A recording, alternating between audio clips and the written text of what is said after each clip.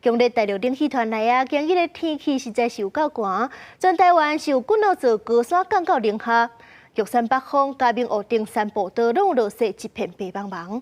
也若今日早起，伫咧本岛的上低温是新北石碇7.9度，气象署嘛针对13个县市发低温特报，大家都要注意身体状况。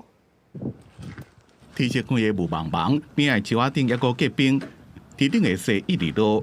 受到强烈大陆冷气团的影响，玉山的北方伫早起7点20分开始落雪，雪有冻到0.5公分深。就伫东北的嘉明湖，伫前一天的暗时就开始落雪，到早起8点雪愈落愈大，已经是规天顶拢雪。伫目前，嘉明湖的山湖已经变色规拢银白色，雪有2公分深，真水。几点就到我们的收费站票口？差不多12点半左右，可以体验一下这个0度以下，还蛮特别。为尤其是半暝就是贵人来，希望能看到宜兰太平山落雪情形。虽然温度是零下1度，不过因为水汽无够，无落雪也无落冰雪啊，这个部分食物的表面有结球霜。因水汽不足，所以没有下雪的情况。那工作人员于今早也有进行道路的巡护作业，也发现路面未有结冰的情形。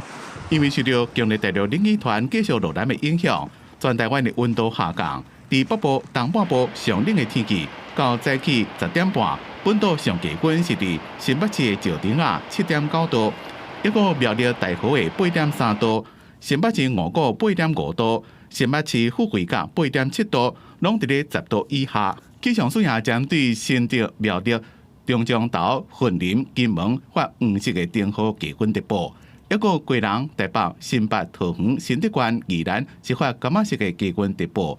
拢达到正冷的等级。是在12号深夜到13号清晨，有非常明显的辐射冷却效应。我们预计有蛮多的地方在今天都会出现10度以下的低温。